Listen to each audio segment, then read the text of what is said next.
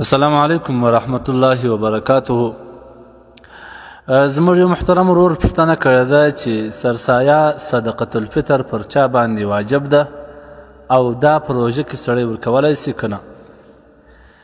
د دې محترم ورور په ځواب کې باید دا ووایو چې سرسایه پر هر هغه مسلمان چې دومره مالدار وي چې پر ده باندې زکات د خپل مال د وجې واجب وي، یا خو زکات پر واجب نه وي لیکن دی د قرض یا د خپل ضروري شیانو څخه علاوه دومره مال یا پیسې یا نور شی لري چې هغه د ضرورت څخه زیات وي، د هغه زیاتوب شیان چې حساب ورته وکړې د 2.5 تولو سپینو زرو څخه د هغه قیمت اوړي، نو پر دا سړي باندې سرسایه واجب ده.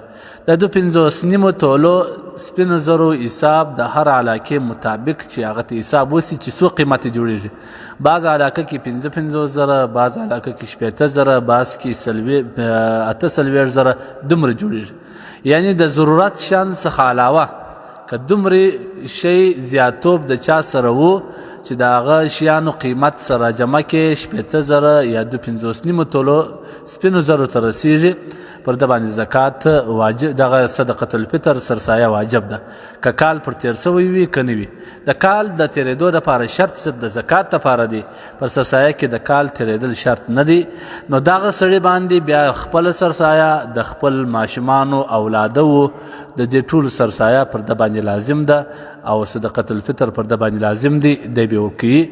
هدایه اول جلد 190 نمبر صفحه او عالمگیری اول جلد 191 صفحه کې دا وضاحت کوي.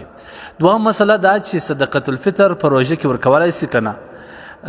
د دې محترم ورور د دې دوم پوښتنې په ځواب کې باید دا ووایو چې دغه صدقة الفطر بهتره خو دا ده کتابونه لیکي چې افضله دا ده که چیرې کېدلی سي د اختر په ورځ دی ورکړي که مسکین غریب ورته پیدا کېدی سي، او که چیرې داسې وي چې یو روژه کې محتاج کس وویني چې هغه دې ته ضرورت لري، او یا داسې چې د اختر په ورځ بیا ده ته مستحق کس نه میلاویږي، یا دی استه بل ځای ته هلته د ده قریبان وي هغه ډېر زیات محتاج وي هغوی ته استه، نو بیا که په روژه کې ورکړي څه مشکل نشته، بالکل صحیح ده.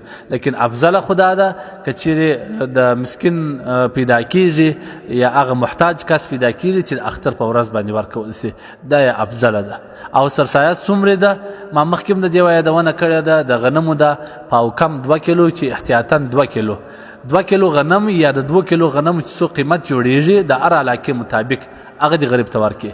او که چیرې د اوربش دا ورکوي یا دغه رقم د خرما دا ورکوي یا د کشمش دا ورکوي، هغه به د 3.5 کیلو پر یوه کس باندې سرسایه جوړیږي، یا د 3.5 کیلو غنمو دغه د 3.5 کیلو اوربشو او یا خرماو یا کشمش څو قیمت جوړیږي هغه به مسکین ته سپاري. الله مو وساتي.